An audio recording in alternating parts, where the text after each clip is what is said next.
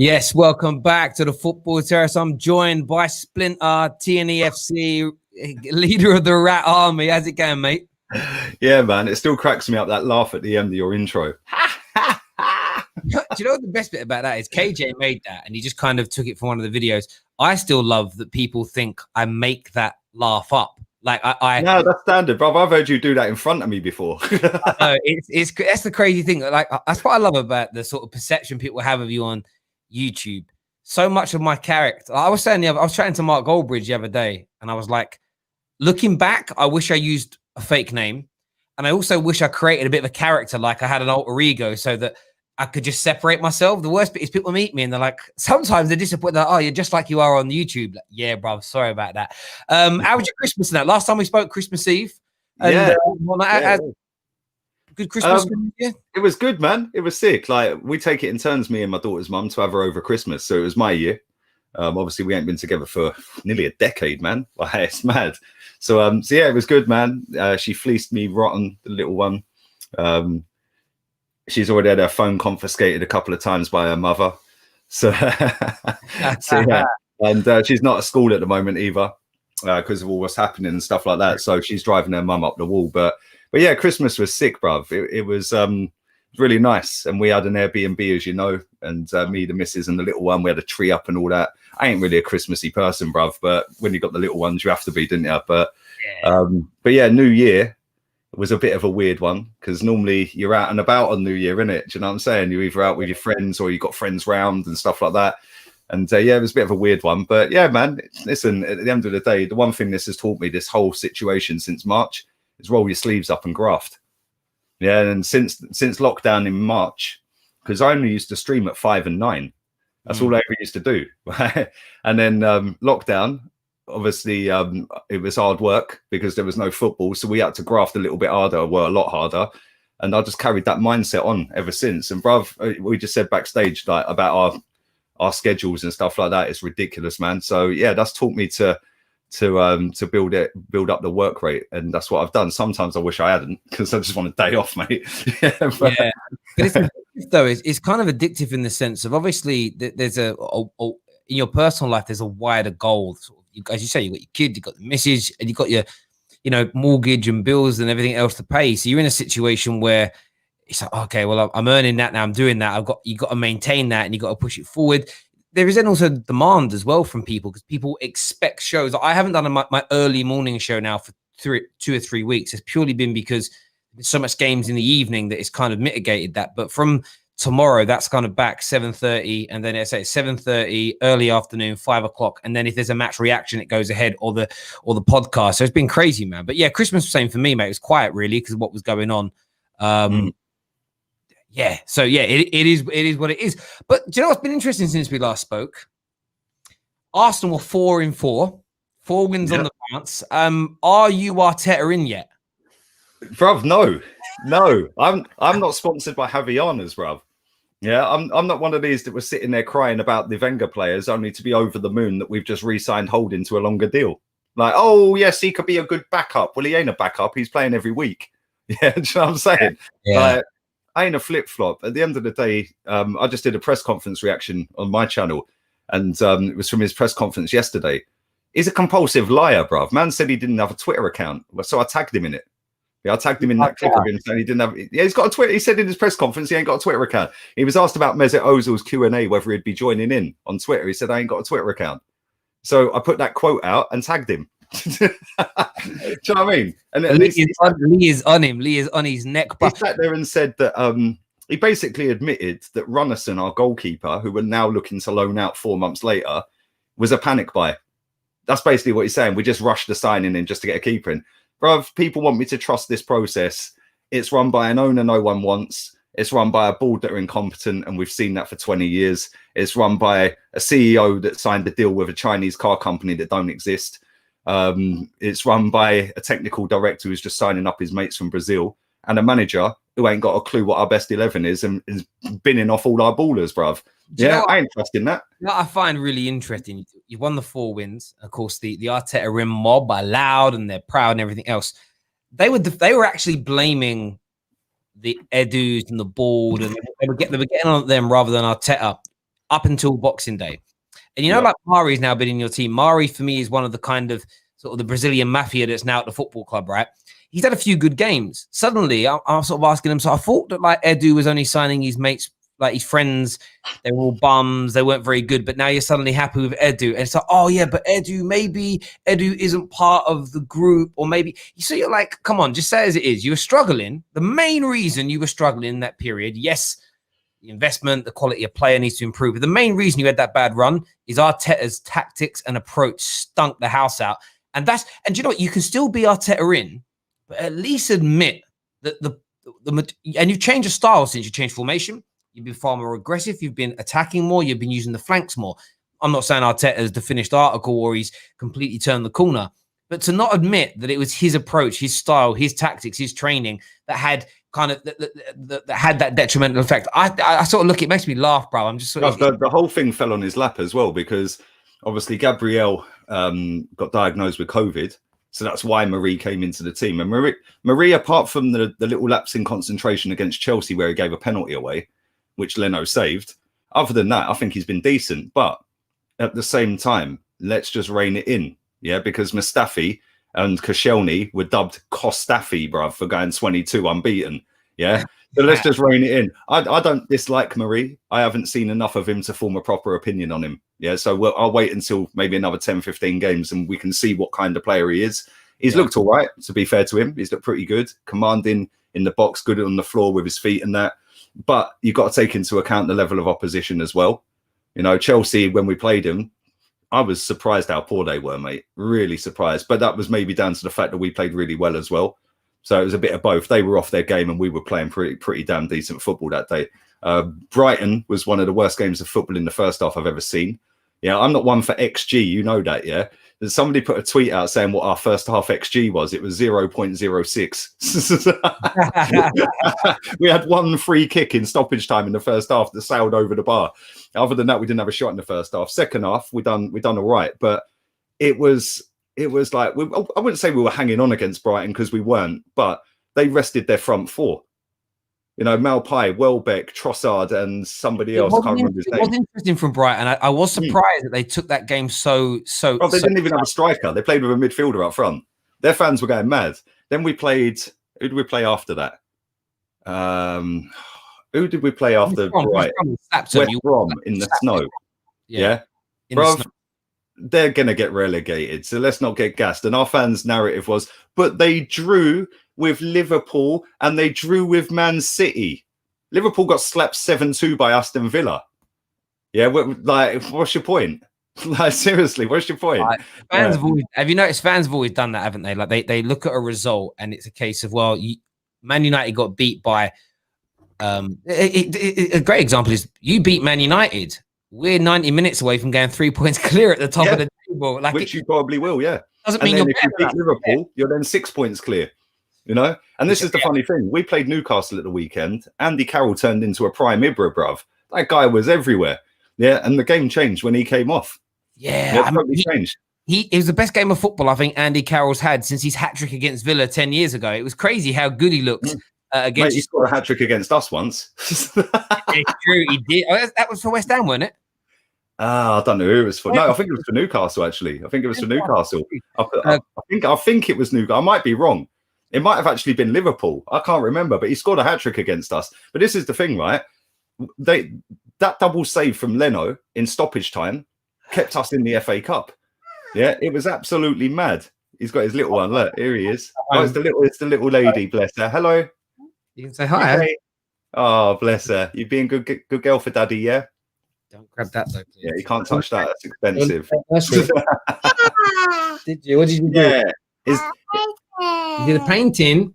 Do you support Man United like your daddy, or are you going to support a proper team? You like football? No. Oh.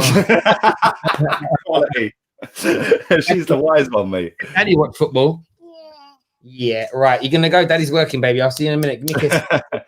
I can't come with you. I'll come with you in a minute, all right? Kiss. Bye-bye. Don't touch that. You'll turn the stream off. Give me a kiss. See you in a bit. You go have fun. I'll be out. She comes in to see me when she gets home and she's like, come meet. See you later. Bye-bye. Close that door for me, sweetness. You like football? No, she's the wise one. Yeah, she's. No, this is the thing, Terry. Yeah, we played Newcastle. We were one burnt Leno double save away from being knocked out in stoppage time by Andy Carroll. And the longer that game went on, the more I was sitting there going, "This is 1-0 Carroll written all over it." Yeah, when they took him off, I was relieved, man. And then we brought Smith Rowe on. I see our fans having a meltdown about the ref sending the player off. I actually thought that was a red card. I've had so much flack for saying that. That's a red. Yeah, he was out of control. He was foot up and he studded him on the knee. Whether it's an intentional one, nobody intends to stamp on someone, mate. Yeah, like that. He's gone for the ball. I personally thought that was a red. People were saying to me, "Oh, you wanted it to be a red, so you lost." Like, seriously, the state of these people, bruv. Yeah, these people.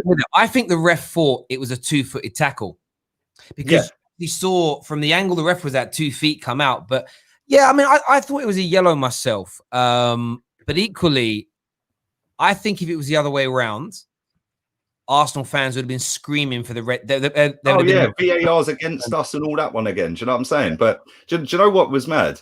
Is that in the last couple of games, like I said, it fell on his lap. Yeah, the fact that Gabriel's had COVID, and Gabriel in the couple of games before COVID had played pretty poor. I wouldn't say he was rubbish because he weren't. But if you look at the Southampton game, I don't know what he was doing on the halfway line. Yeah, because Theo's then ghosted in and scored. There was another game, I can't remember which game it was, but he was poor in that game as well. But in them games, we've obviously had to put Marie in.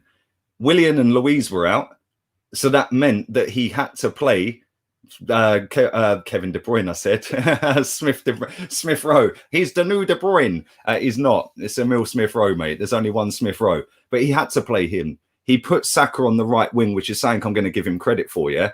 Because as much as I love Pepe, in them games that Saka's played right wing, he's been absolutely top class. Yeah. Yeah. And, you know, I remember a clip of me going around where I said that he'd regressed Saka. Well, go and have a look at his performances last season. He was doing that week in, week out. This season, he's done it 3 games in a row. Other than that, he's been poor. Yeah, and I think people are reactionary, Terry. They only see what just happened. They don't see what happened 10 games ago, because that's all now been brushed under the carpet because we've won 4 in a row. I think that's where Arsenal fans need to be really careful, because that's what happened last time. You had that great run towards the end of last season, which nobody, whether you support Arteta or not, I know because I watched your stuff. You celebrated the FA Cup semi-final win, the FA Cup win. You celebrated it like every other team did. But what you don't, what I like about you is you don't allow it to make you think he's the new peak Wenger. The same with Ollie right now at Man United. I am so happy we are where we are. If we win tonight, I'm going to be over the moon. I don't suddenly think Ollie's turned into Pep. To think that is just crazy. I still have my reservations on him as an example, and it's the right way to be. I've seen, you know, we've got a lot of gooners that come on the channel. I've seen them throw in a lot of like attacks at other clubs and like, we're back, and I'm so, guys, this seems let me just read our fixture list out. Yeah, go on, mate. Right, we've got the next few games. Right, we've got Palace on Thursday. Then on Monday we've got Newcastle at home. Yeah, we've got Palace at home, Newcastle at home.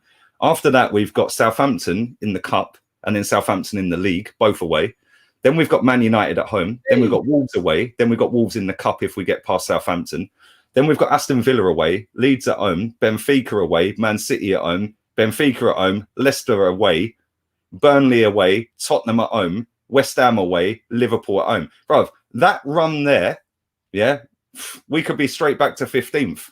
Well, if you just go to the end of Feb, so it's sort of under 2 months' time, as you say, in the Premier League in that time, as you say, Palace and Newcastle, I think you should be winning them. But then you get into Southampton, United, Wolves, Villa, Leeds, City. I mean, look at that run. Southampton, who have been good this year, United, Wolves, who have all, have beaten you, Villa that beat you, Leeds that should have beaten you, City, Leicester. Them 7 games on the bounce. Yeah, I mean, that's when you're going to know. If Arteta has turned a corner, it's by the end of those games. Yeah, by the end of February, by mid to end of February after that City game or Leicester game at the end of Feb. But then if you go into March, the 2 games in March, Burnley away, we always struggle. It's normally a stoppage time winner, and Tottenham at home. Yeah, then we got West Ham away, Liverpool at home. You know, that's a hard run. After that, you could say it's kind of easier. Yeah, going into the end of the only big game is Chelsea away. But bruv, yeah, this is why I don't get gassed. Do you feel like sorry, mate? Do you feel like this run of 3 games? You're probably going to answer this when I say this. This run of 3 games, 4 with the FA Cup, it reminds me of what you did for 10 years on the bounce under Wenger, where you started well, threw it away in February and March, and then were brilliant April, May. The end of the season, yeah. And it got everybody excited. Everybody gassed again for next season. Yeah. Get a couple of signings and we're back next season. Same. And I lived my best mate P, like we lived together in house share for like 5 years. And I know that was when I noticed the process, because the way he behaved. And then at the start of the season was great, second in the league, pushing, easy, always got out your Champions League group, no problems. And then February, March, it'd fall apart. The world had come to an end. And you'd win. I remember once, I think you won like 8 of your last 10 games, and every gooner was like, that's it, winning the league next year. Is that why you don't want to get carried away just yet? Bruv, I ain't carried away. Like, we're 11th, and that's after winning 3 straight games. Like, come on. And this is the thing where people get it twisted, right? Because football's like society, bruv. Most people ain't got a clue what day it is. Yeah, that's a reality. Most people ain't got a clue what day it is. They're offended by everything. The fact that I'm blunt, and I am blunt, I don't care, bruv. I say it as it is, and I don't care who I upset, because I ain't out here to try and make friends with people. I'm out here to put my opinion out, and my opinion is that we're not good enough with this manager. Now, the funny thing about it is in the social media sphere, if you coat off a manager or you coat off a few players, you're not a real fan. Bruv, you know, as well as everybody who's watching this, I went here, there, and everywhere, all over the world watching this football club, and I wanted Wenger sacked. Yeah. I was still putting my ticket in the turnstile. As soon as I put my ticket in the turnstile, doesn't matter that I don't rate Ozil, Bellerin, Xhaka, Mustafi, or the manager, that stays outside. Yeah. So when it's match day, I'll say whatever I want before and after the game. When the match is on, I want my team to win. I never want Arsenal to lose, bruv. Yeah, ever. But this is the thing. Most people are just so fragile. Oh, you're toxic. Well, why are you following me then? Like, do you know what I mean? All these people that say I'm toxic, they all follow me, bruv. Like, it's mad. They follow me because I make you right. I speak about this all the time in the United sort of element, where I say, look, the only fans I legit call fake fans are the at United Ali 210s, no face, no name, and they're just they love Martial and they hate everything else about Man United. I call them a fake fan, because if Martial joined PSG tomorrow, the account would switch and change. But fans are just going to, like, Rance has had a lot of crap this week after his video Saturday, where he said, like, he hates. He's had it again today. When he was on my show yesterday, somebody clipped it. It's gone everywhere again. Bro, that's free promotion. Well, of course it is. But this is the thing I say to people, like, Rance is. I wouldn't use the words Rant used in terms of how I hate this, but I hate that. But at the same time, I'm like, if you don't like it, just block and don't follow, and it won't bother you. But equally, Rance is still entitled to put that opinion out because he supports Manchester United. If he was a guy who didn't show his face, you didn't know his name, and was like a player, himself Saucy Martial. Yeah, then for me it's a bit much, because at least with Rance he's owning what he's saying, because it's his face on camera, or it's on camera, so it's there to come back and bite. Exactly. And he goes the game and he's playing it. It's a simple. But this is the thing, Terry. Right? Sorry to cut you off. Right? You've been to loads of games, yeah. These people that are offended by somebody else's opinion by saying he hates this player or he hates that manager and he's got an agenda. Agenda's the biggest load of crap ever. Yeah, like everyone's got an agenda. What? Because they don't agree with you. Do you know what I'm saying? You've been to games, mate. You've been to home games. You've been to away games. These people who are sitting there soft as shit, yeah, that are, so fragile that everything offends them and everything's toxic. Bruv, they've never been to a game in their life, because if they had, especially away games, they wouldn't make it out the ground, because they'd have to seek help, bruv. Yeah, because the crap you hear the own fans saying to your players on match day, boy. Bruv, the coach, right? We used to get like coaches. Obviously, we're United fans from the south, so we were getting coaches to home and away games. Some of the fights and arguments debating football on the coaches or trains would offend a lot of people. And the way I look at it is this: I do think agendas exist, but it's how you treat them. So my view is this: you have an opinion. You can call that an agenda, an opinion, whatever it is. I like to have fun with it, bruv. It's like, why, for me, I'll call people out for their opinions, but it ain't personal. Like, if I meet you, I'll shake your hand and have a laugh and a joke. Like, Rance hating Ollie, you not liking Arteta, I don't think it's that person. It don't bother me at all. Like, but how does it stop them liking the manager just because I don't? Exactly. You know what I mean? I said, think about it. Say Man United win the next 2 games and we're 6 points clear at the top, right?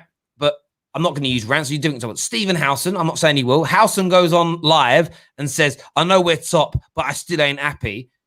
If that stops me being happy with what we did today, that's my problem.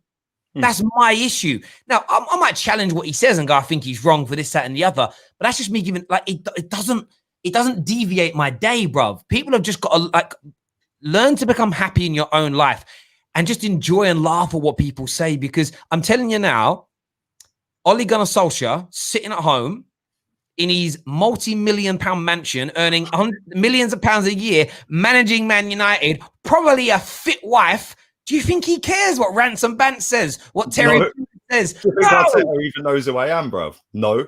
Exactly. Look, if it borders into like physical threats, death threats, racism, sexism, that's when everyone draws the line. I put a tweet out yesterday, right? So Mesut Ozil, did a Q&A, right? And somebody said to him, what's your best Arsenal 11 since you've been at the club? Like, what's your favourite Arsenal 11 to play with? So he listed Kolasinac, he listed Serge Gnabry. Just on it, he put himself in the 11. Bruv, I know there was 11 players in the team, but this is where people are thick, right? So because Ozil fans say that he's the best number 10 in the world, I'm going, well, he's double the player all of these players are, so he counts as 2. So somebody put Kolasinac in the team. I quoted him and said, no, there's 12 players, lol. Yeah? No, bruv, go and have a look at the quote tweets on it. You bucktooth this. I hope you die of COVID. I hope you. Well, I was sitting there next to my missus, right? And I'm just watching all. I was reading them out. We were wetting ourselves. I was like, look how triggered people get, by Lee Gunner's opinions. When the games are finished, and we win a game, people are more worried about me than they are about celebrating a win. And that sums up social media, bruv. Like, and the funny thing is, like I said, the people that clipped Rance's thing the other day, they're a supporters club from Australia. Yeah, that was who originally clipped it. A supporters club from Australia. Bro, that's had over 200,000 views. 200,000 people now know who Rance is that might not have done. Yeah, today, somebody retweeted onto my timeline the clip of me and Rance on the show yesterday on my channel. And somebody put a super chat in and said, if Ollie wins the league, would you change your mind on him? And he said, nah, don't want him here. Like, nah, not changing my mind on him, which is his opinion. And listen, Chelsea fans, they can't say shit, bruv. Di Matteo won the Champions League and the FA Cup in 26 games. 26 games later, they wanted him sacked. So they got no right to pipe up Chelsea fans, No, Man United fans were piping up, giving it. So I quoted it and I said, cheers for the promotion, mate, because it had 20,000 Twitter views. I put full video here and put the clip, like the link for the video. This is the thing. Cheers, right? Keep clipping it. Of course, if I'm having a football debate, then I'll challenge certain things people say. But I've always said this about Rance as a specific one. The reason I respect his opinion on Ollie, whether I agree with it or not, it's irrelevant, is that he's unyielding. It's even if he wins the league, I still don't want him.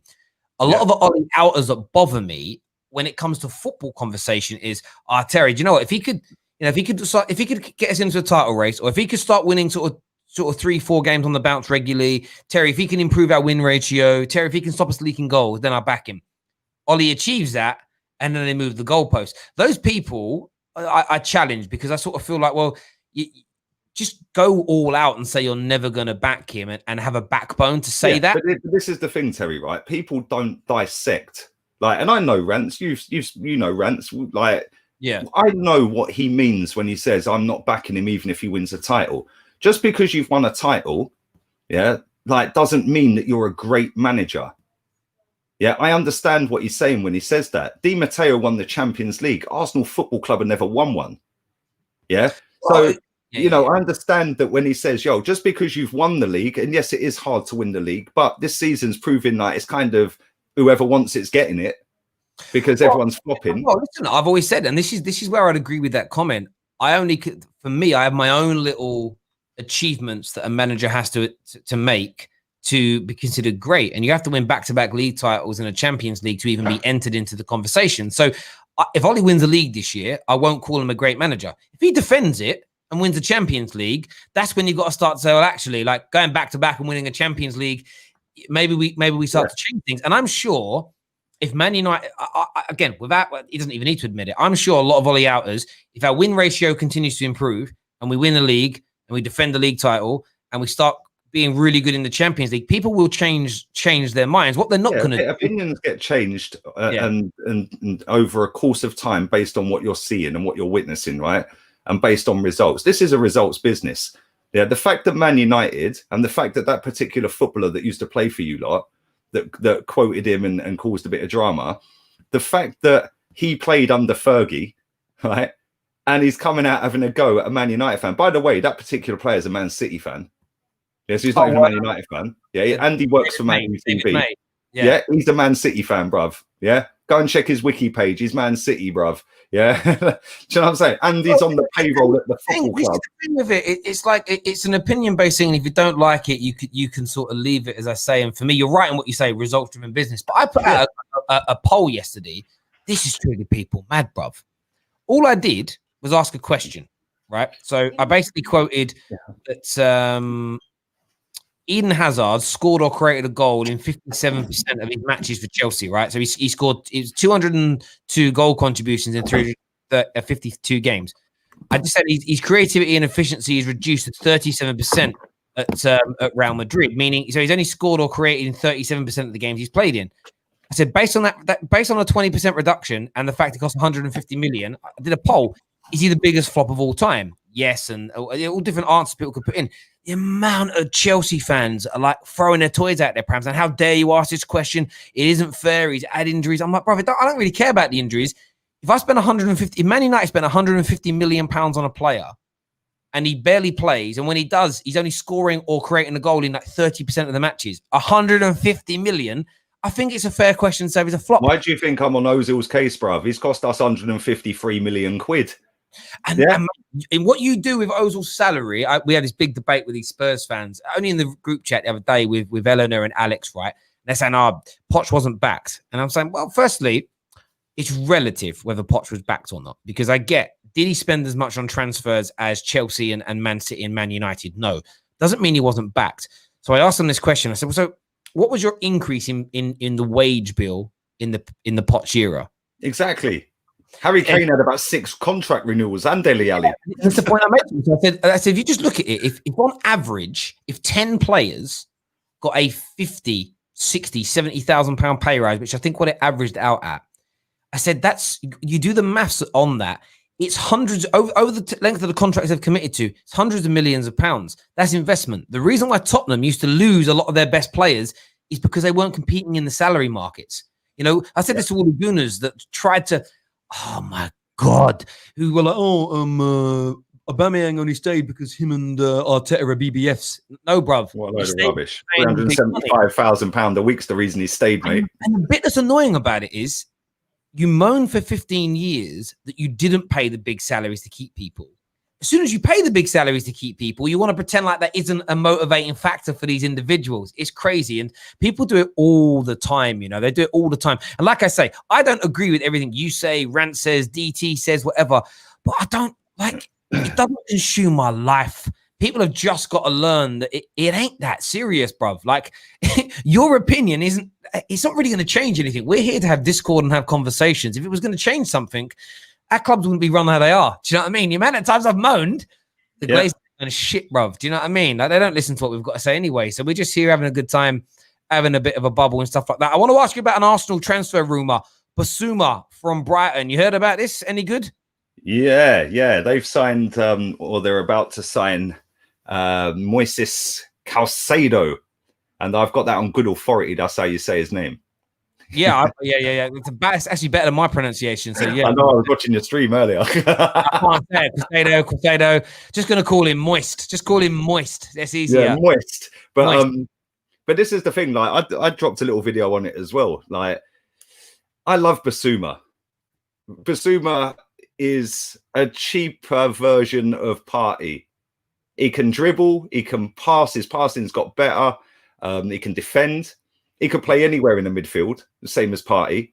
Neither of them really score many goals, but if you put both of them together, that could be a partnership made in heaven, bruv, because one of them could, they could just dominate a midfield between them.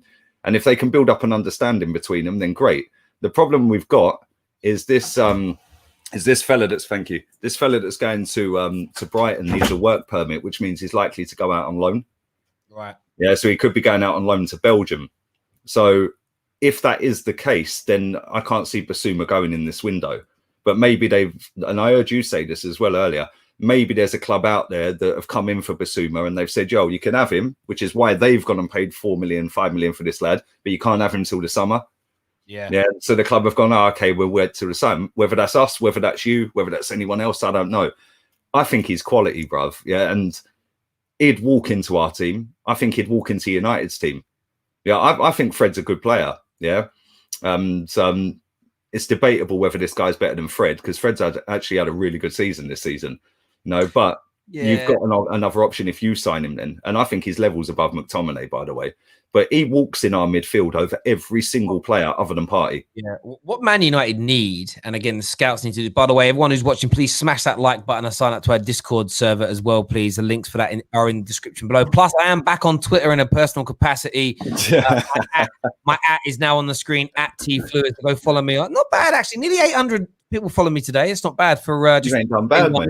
All that profiting off the negativity of other clubs you don't support, Terry. 26,000 though, and it's like I've got to get 26,000 back. It's going to take time, bro. But yeah, what happened to your account very quickly? I don't know what happened. So it's locked out or something, isn't it?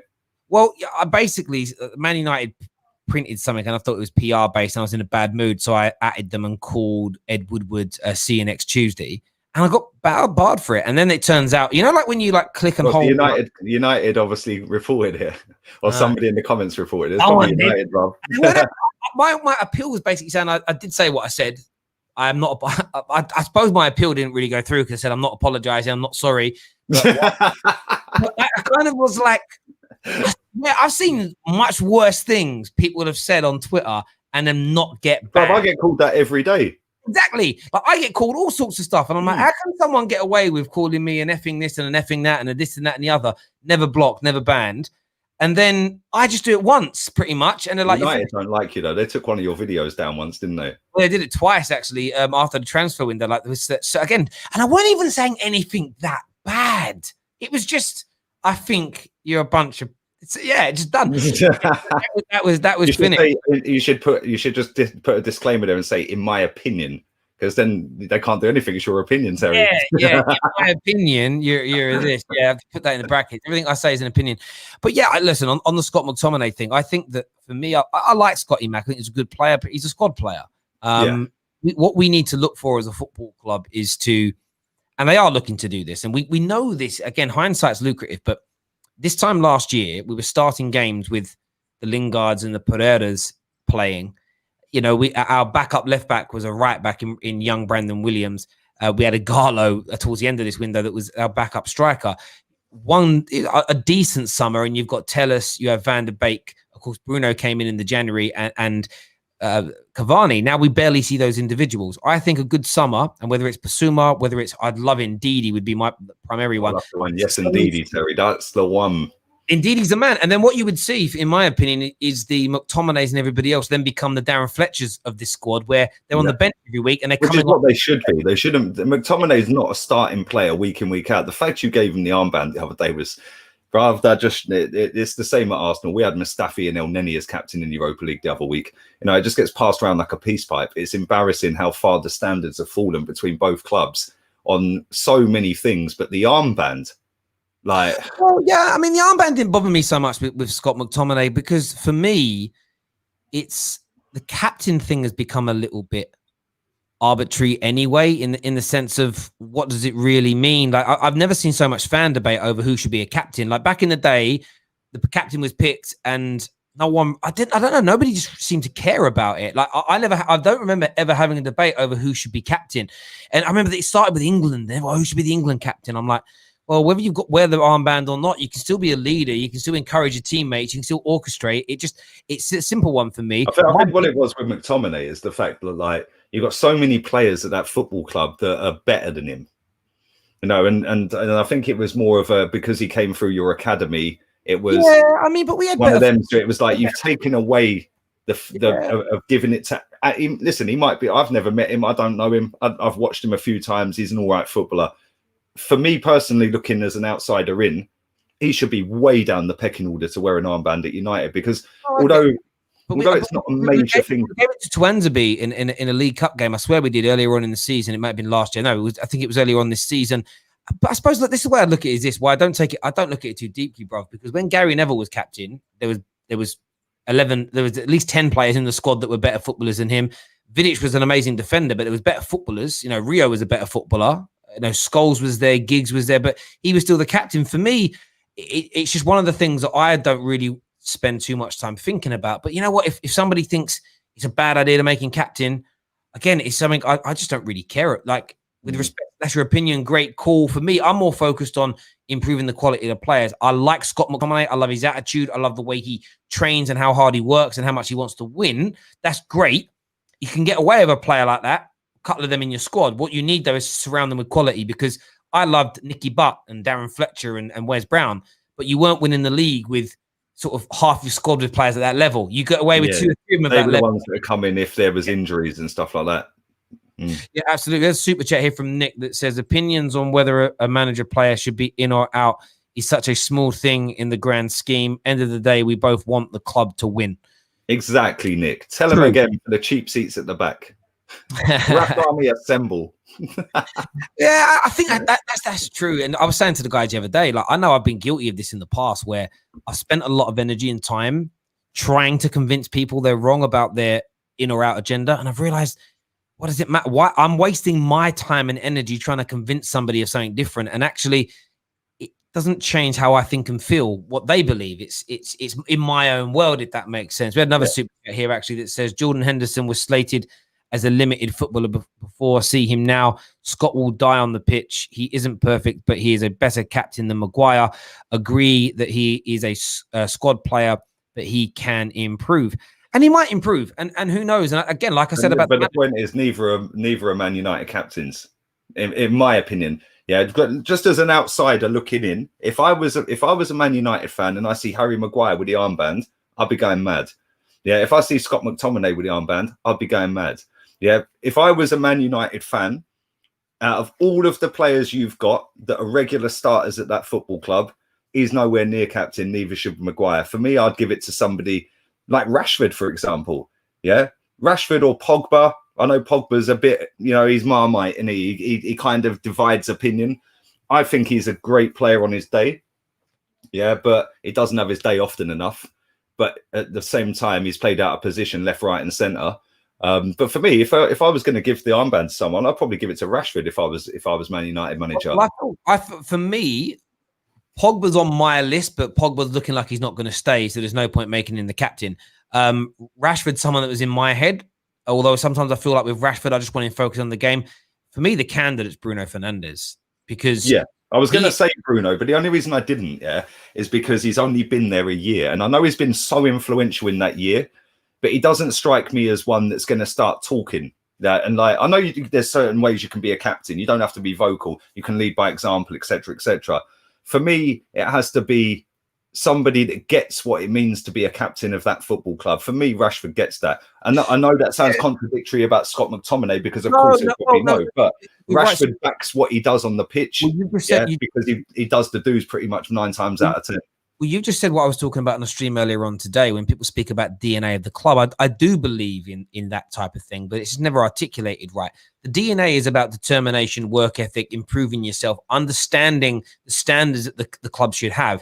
McTominay has that, in my opinion. What he doesn't have is the qualities that a Rashford, a Bruno, a Pogba possesses. Yeah. Rashford and Bruno, in my opinion, have both the mental element that you need and the skill set. And if you get where I'm coming from, and I think the only way you get a Scott McTominay to work as a permanent captain is if the team around him, like that Jordan Henderson example, carry his ability. Because if you took Jordan Henderson out of that Liverpool team and said, right, Arsenal signing him and we're going to build the midfield around Jordan Henderson, you wouldn't see much better than Granit Xhaka. Maybe better leadership, but as a technical football player, I don't think... I think you're doing him a disservice, bro. I like him, man. I like Henderson. Henderson's a good player, man. I think he's a good, but that's it. He's a good football player. I don't think he's any better than... No, man. Bro, there's a reason. I'm going to disagree with you on that. He is levels above Granit Xhaka. Do you know why? Because he can actually dribble. He can score goals, although he don't score that many. Yeah, he sniffs danger. He's not got the turning circle of the Titanic, and he's got both feet. That guy is levels in every aspect of football above Granit Xhaka, bro. Okay, then we can say he's better than Xhaka, but for me, the point I'm making still stands in the sense of you're not going to, no top 6 team, no big team in Europe is going to buy Jordan Henderson off Liverpool to improve their midfield. But that's why none of them will ever be any good. Because they're all snobs and their fan base is snobs. Jordan Henderson, when he went to Liverpool... I think he's a brilliant captain, but I don't think he's helped by the fact there's great quality. Unless you're going to build the quality around him in the same way. Technically, he isn't going to run a midfield like a Paul Scholes or... No, I don't think that's his job. That's not his job. His job is to get the ball out to Salah, Mane, Trent or Robertson as quick as you can. Keep it ticking. Get the ball out to them quick. I think you could put some of the players, some other midfielders in to do that job. I don't think... my point is, technically... I don't think he's a very good football player. What he does have is brilliant leadership, wonderful work rate, and he's got the ability to not care about covering. So he spends half his game covering the right back position because Trent flies forward. And that takes a certain type of person who doesn't have the arrogance to want to be forward and always be involved in the attacks. I think he's a good player. But as you said, he's good and good only. What he is, though, is a world-class captain and a world-class leader of people and exceedingly unselfish. And this is the thing I say to a lot of people about football. Not every player, and I'm actually not trying to do a disservice to Jordan Henderson here. I know what you're trying to say. I know what you're saying. What I'm saying is that squads and teams need players like that. Because if everybody had the mindset of a Pogba or a Bruno, a team would never work. Because Bruno Fernandes, in my opinion, I'm not saying he would be petulant, he wouldn't want to do a Jordan Henderson role. You couldn't make Pogba and Bruno do a Henderson role because I don't think they'd be prepared to sacrifice their game to that degree to cover other people. Where Henderson would. And I think that for me is one of the things... Do you know where I think he's levels above most midfielders? Work rate. Jordan Henderson knows he's not the greatest midfielder in the league, yeah?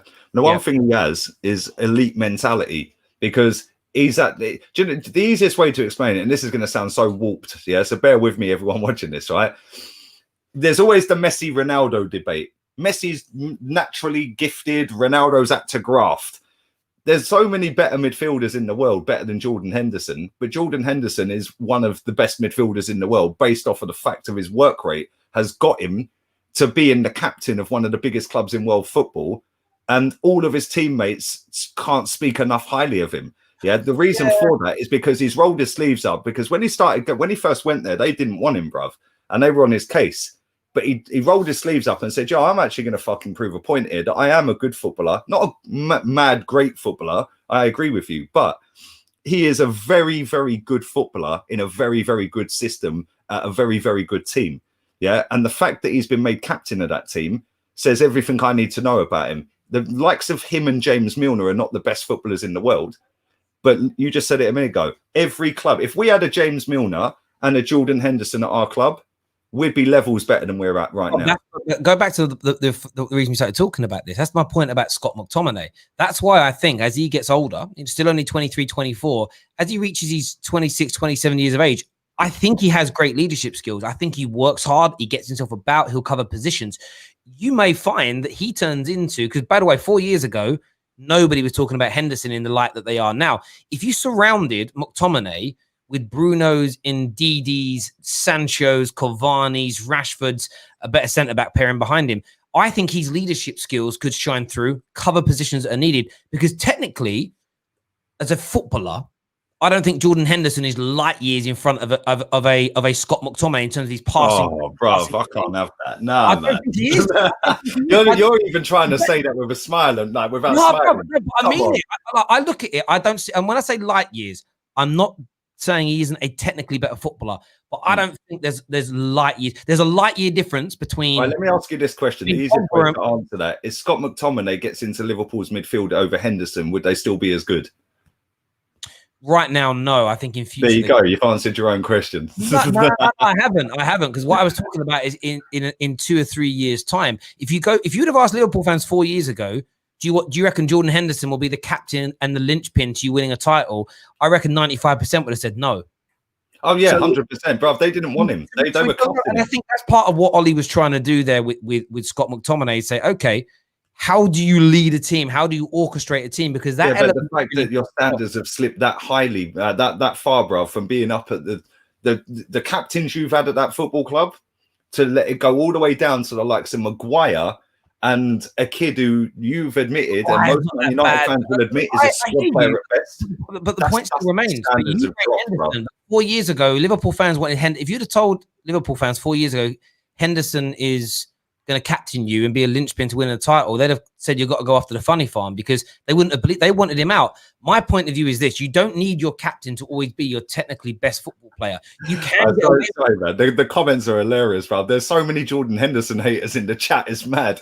I'm not saying Jordan Henderson's the best player on the planet. I'm just saying he's most teams in this league. He is a good player, bro. People underestimate how good he is, man. What's funny about this, right, is you're not saying he's one of the best players in the league. I'm not saying he's a shit player. I'm saying he is middle of the road good, but his leadership skills are world class. Yeah, world class. The point I'm making is, I don't think, and I've said this for years now, I don't think the likes of Scott McTominay are overtly worse technical football players. Let's see how he progresses over the next few years. But if he does have amazing leadership skills, could that not elevate? I think it's worth giving him a few games, not meaningless games, but it isn't like he captained us in a Manchester derby when you've got I know that. But Terry, I think what pisses Man United fans off, the ones that I've spoke to and the ones I've seen online, is the fact that you've got Donny van der Beek, who's been signed, who's levels above Scott McTominay. I think every Man United fan would pretty much concur with that, that he's levels.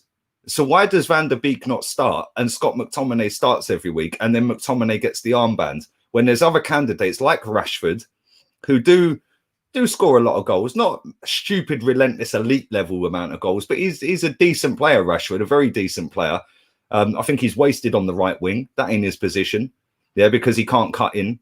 He's playing as an out-and-out right winger, basically, which, let's be real, in modern football is dead. You have to play with inverted these days. I think that's the problem. Van der Beek is getting on his case.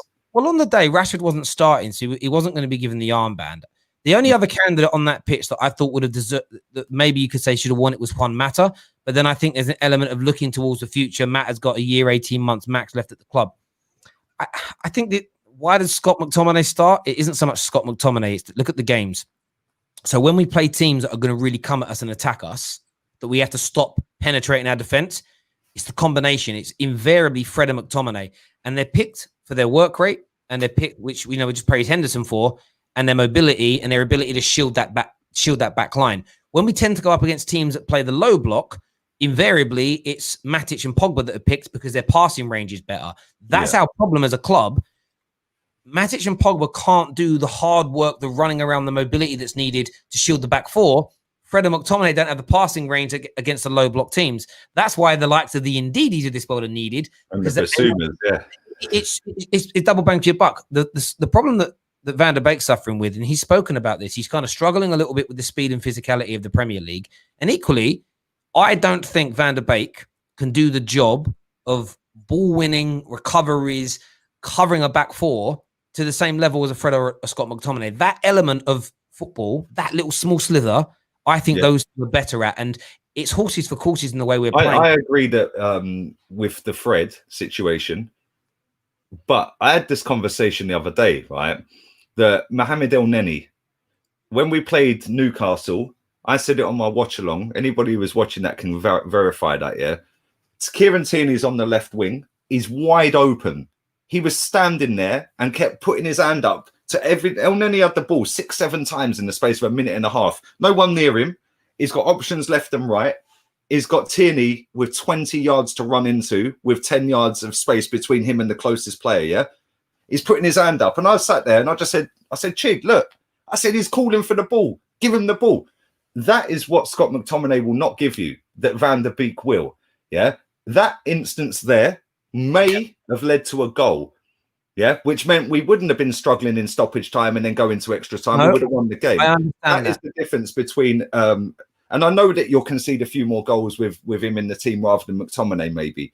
But it's all if buts and maybes. If you picked a midfield of Van der Beek, Fred, Bruno, and Pogba, in a diamond, Mate, See, your start banging I team. don't know though.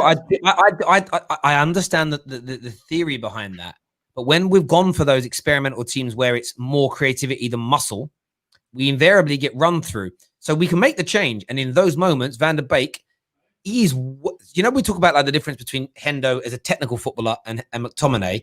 That's a lot closer than McTominay and Van der Beek. Van der Beek is superior to both of them technically as footballers. Yeah.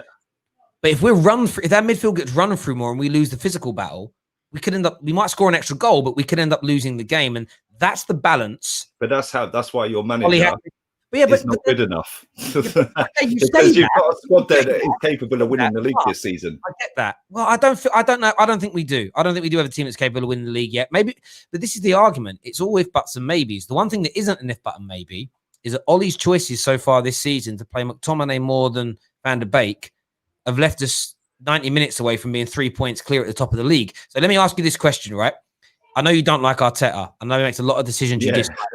I know you don't. If you were in our position right now, about to go 3 points clear at the top of the league, if I gave you a magic wand and said you can change 10 things this season in games that you didn't like that Arteta did, but there's a chance you could lose those games and not be topped by 3 points, or keep it as it is, would you stick or twist? I'd still get rid of him. So you would risk... because do you know why, Terry? The reason I'd get rid of him, right? And I've said this all season, and people were laughing at me at the beginning of the season, all summer. I said, we've got a chance to win the title this season. Because everyone's going, oh, Rome weren't built in a day. Well, it's taken 17 years. I'm still waiting, But if you look at the way the league table is this season right now, the fact that you got slapped by Palace, the fact that you had to score after 90 minutes, the game's done, and then you get a penalty after the game's finished. Yeah. Do you know what I'm saying?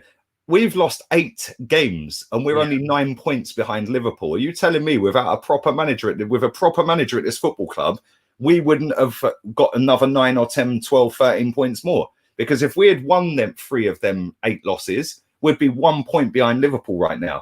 And we've still got to play Liverpool. So we're technically being a title race. I understand that. But then Man City... And that's why I get the ump, Terry, because this manager's not good enough. I get that you do. But the point we were talking about was Arteta and not Arteta, was McTominay and Van der Beek starting. I get your point that United had a really bad start.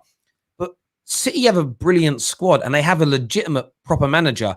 And they're behind Man United still. So the point if they win their 2 games in hand, which I think they will, all of a sudden they're now right on your ass. They are, but they've got a better squad and better. And they've had Aguero out injured. They've had Laporte out injured. They've had Mahrez out injured. They've had, in fact, after Liverpool, they've had the second most injuries. Yeah, and they're the key players. They have one of the greatest managers of all time. They've got a much deeper squad. They've got brilliant players, regardless of those injuries. The point I'm making is Man United are still there or thereabouts. What I'm saying to people is this. I understand some people would have rather seen Van der Beek start an extra 5, 6, 7 games and Scotty Mac not. I understand the logic. I'm not really against it. Like I say, I'm not going to deep the opinions. But if someone come up to me now and said, Terry, we could replay those games with Van der Beek starting instead of Scotty Mac, there's 2 outcomes of that. We could either be completely clear at the top by 10, 12 points, or we could lose those games. Risk. I'd take that risk. And that's where I'm different. I wouldn't wave the wand and take the risk. You're keeping it safe because you're about to go top. I'm not going to. We were in your position and we were so far away from the top. I'd take the risk. How's it going to get any worse? But this is why I'm not reactionary, Terry, right? Because people are getting gassed that we've won 3 straight league games, 4 in all comps, right?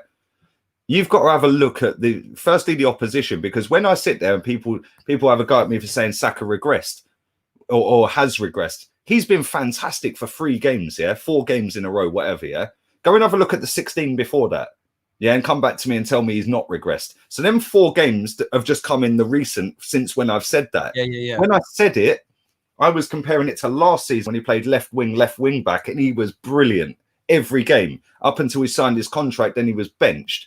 This season he's been average. But then he's played him on the right, which is fair play to Mikel Arteta. See, clip that. You won't clip that positivity, will you? Big up to Mikel Arteta, because it has actually been a really good thing playing him on the right wing. And he's been superb.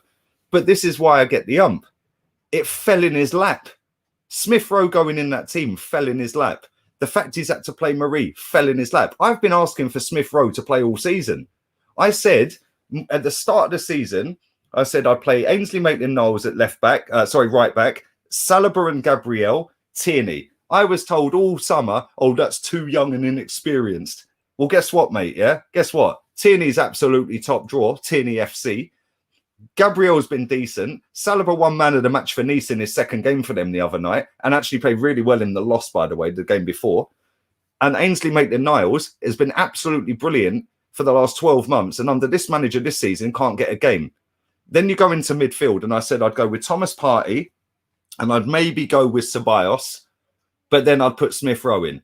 Then I'd go Pepe, who can't get a game. I'd go Martinelli, and I'd go Aubameyang. You could potentially take Smith Rowe out and put Saka at number 10, or you could go Martinelli up front, Aubameyang left, or you could put Saka right. That front four can change, and you can still throw Smith Rowe in as a number 8, essentially, or a number 6, whatever. He could play anywhere in midfield. He's that good, Smith Rowe, yeah? When I'm saying this and people are saying to me, oh, that can't challenge, and I'm going, but that ain't got no Wenger players in it, mate. There's no Wenger players that were signed under Arsene Wenger for money other than Aubameyang. And he was only here 4 months before he left. So when I'm sitting there saying that all summer, people are going, oh, you're on crack. You're smoking some good stuff, mate. And I'm sitting there going, we've lost 8 games this season. We're 9 points behind Liverpool after 8 losses, bruv.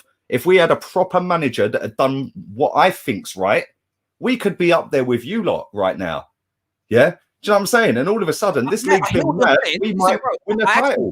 I hear what you're saying.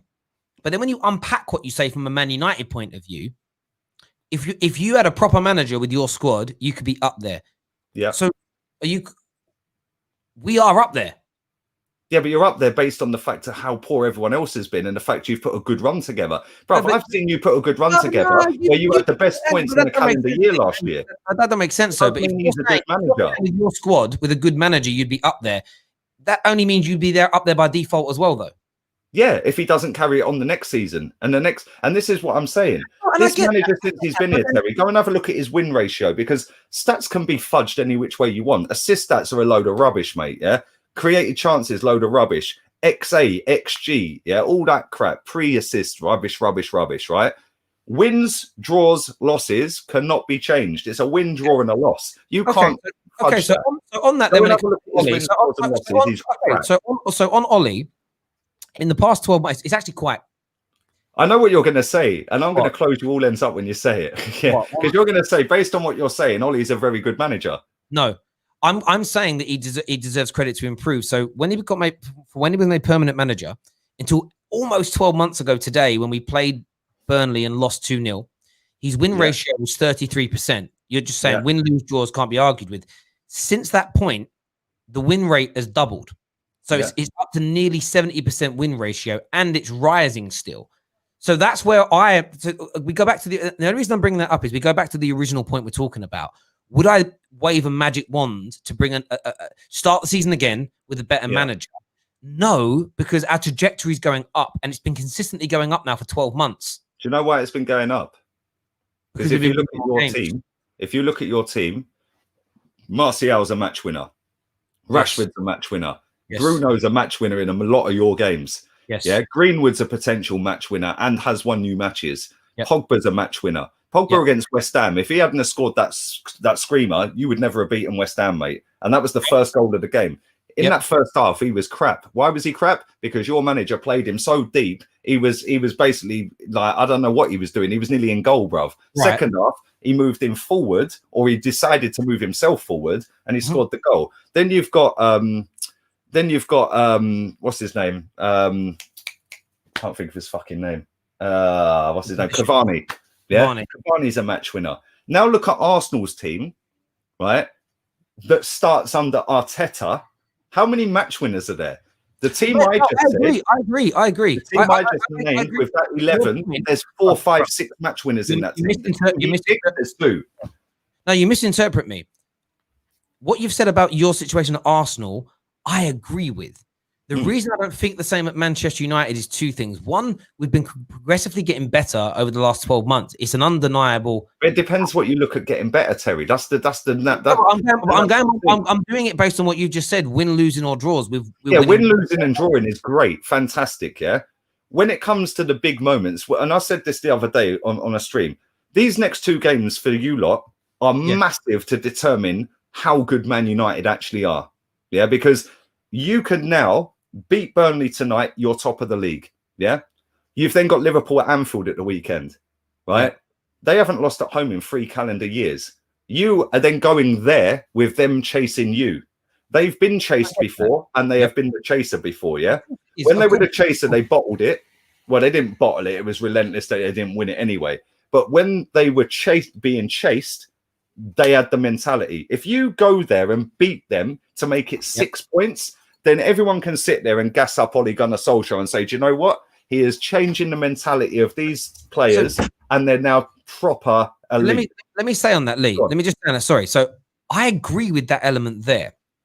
However, I still don't say gas him at that point, because you've got to see it through. You know, it's not how you start. It's, no, but you gas him for them 2 games when they're the biggest 2 games of your season right now.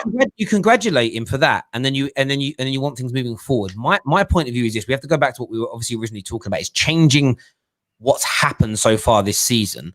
Although I would want different results, I wouldn't risk us not being in this position now by undoing everything, starting again with a different manager. And the reason I say that is this: if we go back to the last time we were top and look at the team in September 2017, we believe we had multiple match winners on the field back then.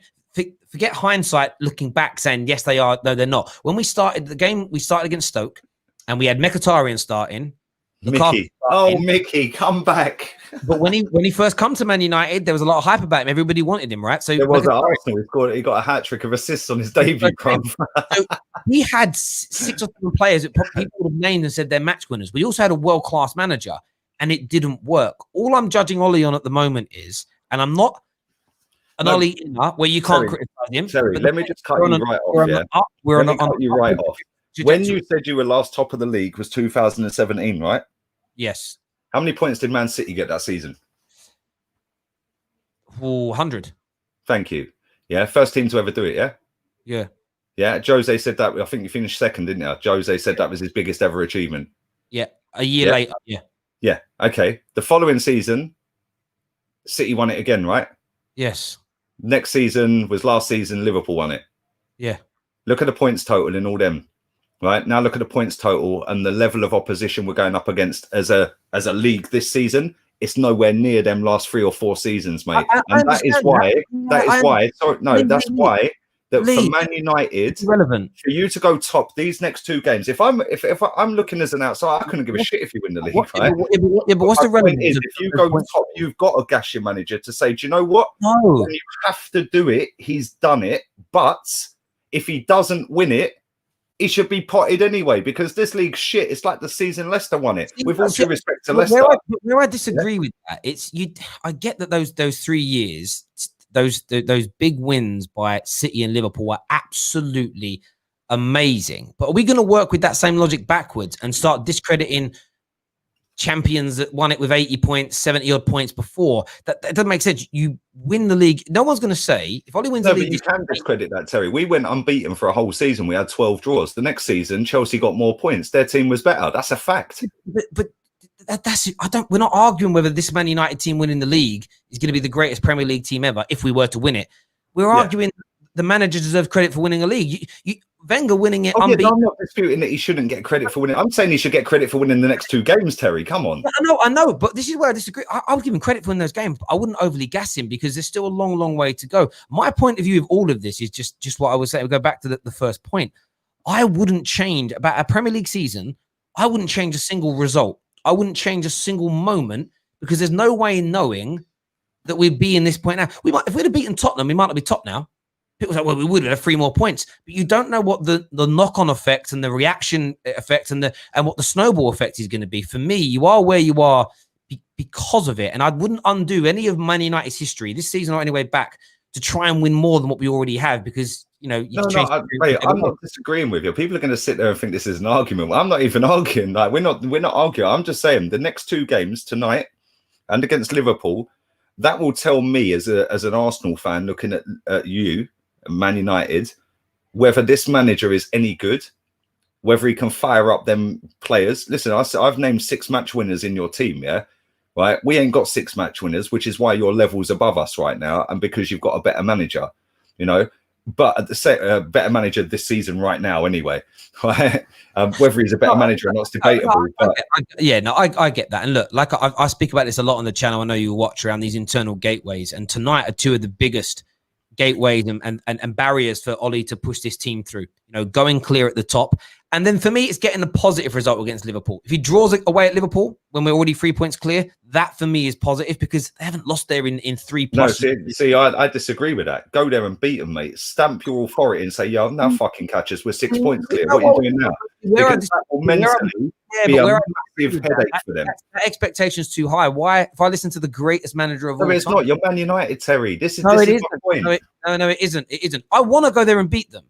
Yeah. But I wouldn't throw my toys out the pram. Make sure you don't lose, but go there with the mindset. Because I watched you lot against Chelsea at Old Trafford, mate. That's got to be one of the most boring games of football I've ever watched, right? Neither team wanted to win it. You were both scared about each other.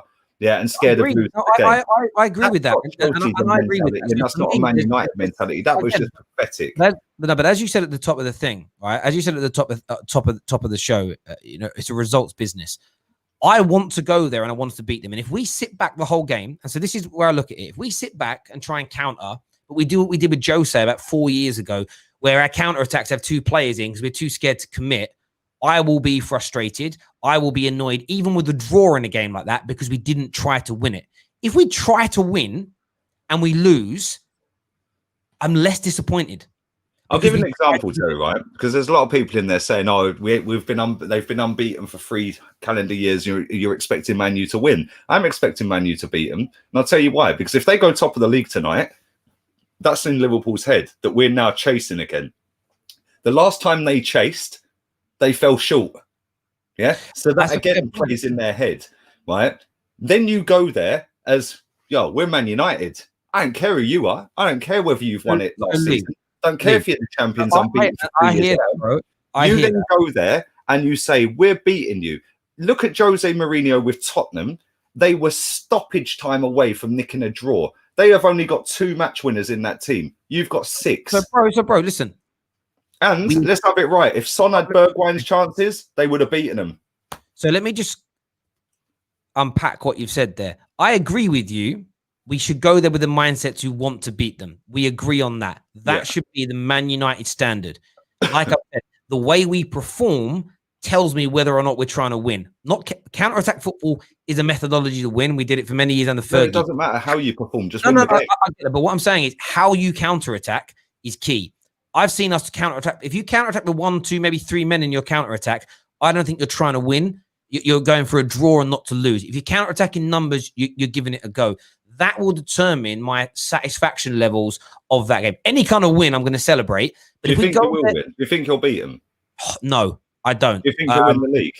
No, not at this point. I don't have because of the things you've said. It's about getting. No, but this is the thing, Terry. Right, and this is why I'm saying the next 2 games determine whether your manager can get the best out of your squad. Because for me, looking as an outsider in, you've got a squad this season right now capable of winning that league title, because Liverpool are decimated with injuries. They're not playing great. Salah, somebody put a stat up earlier on one of my streams the other day that Mane had gone 10 games without a goal.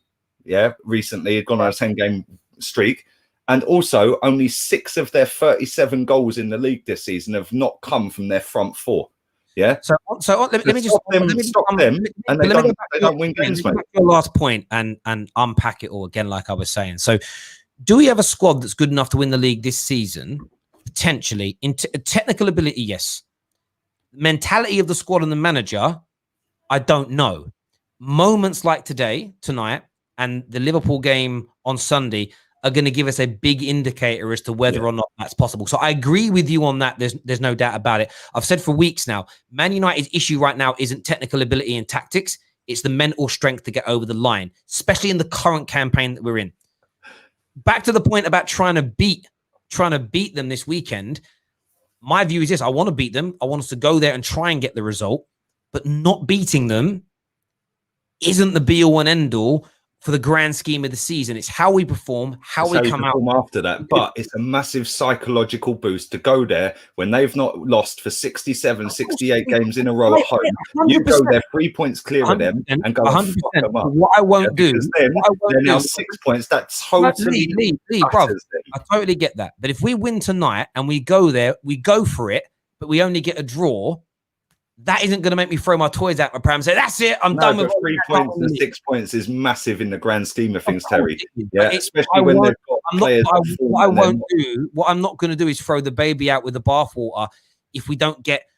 No, I'm not saying. No, I'm not, Terry. I'm not saying that. What I'm saying is, you're Man United Football Club. You're one of the biggest clubs in the world. You've got a manager, in my opinion, shouldn't be anywhere near your football club as the manager. You've got a squad of players that on this season could win the league and have a chance to win it. Could. But the next 2 games show how good this manager potentially is and how good he can manage your team. Because if he gets his starting lineup wrong and you get piped at Liverpool, I think he'll beat Burnley tonight. I think you do it kind of comfortably, maybe 2 or 3. Against Liverpool, I know exactly what he's going to do, bruv. He's going to go there. He's not going to try and attack. He's going to take a 0-0, hope to get a win, 1-0 win at the end. That's not the Man United style of play. And that, Lee, do that when you potentially stick them in the mud. Where I disagree slightly, when people say that isn't the United way, I've read Sir Alex Ferguson's books and watched many conferences, been to events where he spoke about it, and his approach when challenging a title-winning season, when it comes to playing what he then called the top 4, because there wasn't really a top 6 when he was around, was aim to beat your top 6 rivals, your top 4 rivals at home, and you are happy with the draw away. Okay, so why did your fans hate Jose then? Because that's exactly what he did. Well, but listen, that's not me speaking, though. That's them. No, I know that's. I never had an issue with Jose. Jose did the same. Yeah, but I know he did. But this is the point. Man United fans will flip-flop their opinions based on their agendas that do exist against people. So I'll give you an example about Ollie, about it. A lot of the Ollie outers were also Jose outers on socials because I've been following their accounts. That's fine. That's their opinion. They're now coming back and saying things like, I don't know why we're praising Ollie for maybe going top because we've got less points at this stage than Jose had in the City season when we ended up coming second. So he hasn't even improved us. But it's like you weren't, and they start praising that team under Jose, but you wanted that team out. Now, my standpoint is the same now as it was back then. I said going after Jose for being 20 points behind the title winners was wrong. City was just ahead of the curve when it came to us. We were on the upward trajectory. What did Man United fans do? We threw the baby out with the bathwater, went for Jose. The board listened. They started cutting his legs off. They didn't let him sell players and buy players. Yeah. Jose then goes toxic, and it falls away. Then what do? We have to start and rebuild again. And I know what's going to happen. If we sacked Ollie today, in 12 months' time, we might start to improve again because the new manager is going to come in and it's going to be rebuild. I want to change these 3 or 4 players, new diets, new training. Let me ask you a question, right? If you knew that Ollie was coming in after Jose, would you have kept Jose? Knowing what I know now? No, just like if you had known Ole Gunnar Solskjaer was coming in with a record of managing in Norway, relegating Cardiff, would you have kept Jose? No, because he'd become toxic and he had to leave. The relationship was broken down. That's a bold statement, bro. Let me unpack that more. If we could go back to January of 2017 before it went toxic, I would want to go back to there and I'd like to rewire people's minds and let Jose continue on his path. What I wouldn't do is keep Jose from the May 20. I'm a liar. I think it was 2018. Sorry, January 18 onwards. I'd go back from that point. But this is where I totally and I see so many people. This is an Arsenal fan, by the way. I am an Arsenal fan. Lee, one second, go back and get this out. The Europa League, one sec, bruv. This is what I would say. The Jose at Man United from March 2018 onwards, I would sack every day of the week. Before that, I would keep because once Jose goes toxic, you can't keep him. Did I want Ollie to come in and be the manager? Was he on my shopping list of managers? No, he wasn't. But that isn't the point now. The point we're in right now is the trajectory is going upwards. We're winning more games than we've done for a long, long time. And we're at the top of the league. I wouldn't change that right now for the world, because one thing nobody can guarantee me is that we're going to continue to get better under a new manager, even a better manager. No, but at the same time, you just admitted a couple of minutes ago or a couple of seconds ago that Jose wasn't getting back. They wouldn't sell players. They wouldn't buy players. Yeah.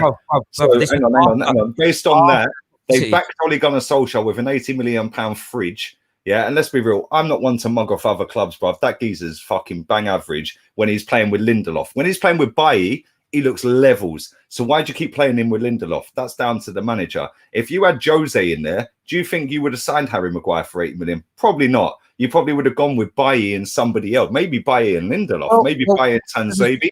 And that's why I'm saying, and that's why I asked you the question, because even a toxic, as you said, Jose, a toxic Jose, I still think wins you a title this season right now, the way the season's gone. With my view is I don't think you'll win it. I think you'll go. I think you'll go down to the last 5, 6, 7 games. Maybe. So what I would say on that, Lee, is this: Jose Mourinho tried to sign Harry Maguire in the summer of 2018 when he was still the manager and was told no, he couldn't have him. The reason why Bailly gets played less than Lindelof is because Bailly's got a terrible injury record.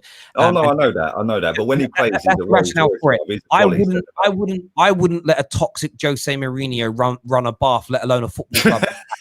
a happy Jose Mourinho, I would have kept him. And everybody, and I always said that my turning point with Jose wasn't tactics, wasn't behavior as such. It was when he become toxic. Why did he become toxic? What do you mean by toxic, though? What, just hanging players out to dry? Or hanging players out for dry? Okay, so let me ask you this then. When Frank Lampard, when we played Chelsea the other week, and he's screwing his face up in his interview afterwards and hanging out Reece James for fouling Tierney. Wrong. Yeah. Do you think that's wrong? Wrong. So do you think that's toxic? I'm not trying to have a dig you. I'm not trying to make you look a prick on your own show. I'm not. I do. I'm in the debate, and I've got to go in a minute because I've got to be on another show in 7 minutes. You and mates. This isn't. Come on. But this is the thing. When you're saying he's toxic, what does that even mean, bruv? Okay, so I can explain to you. Go and look at Jose's win record, right?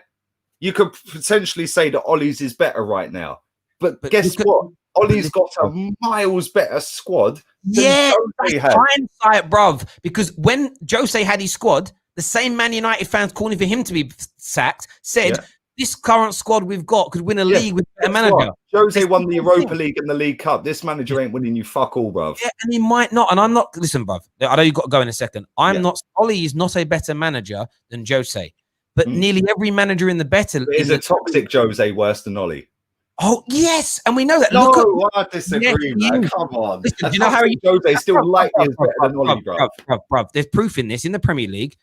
Look at the 3 seasons where Jose had gone toxic with his squad. The 2 seasons he got sacked at Chelsea, and his final season at Man United. He's toxic. That was just them fucking prima donnas at Chelsea down in tools. You just gave me Eden Hazard's stats about an hour ago, bruv. Yeah, right. Yeah, right. That game has done nothing for Madrid. No, but because he's a moment player. Willian has done when he's toxic.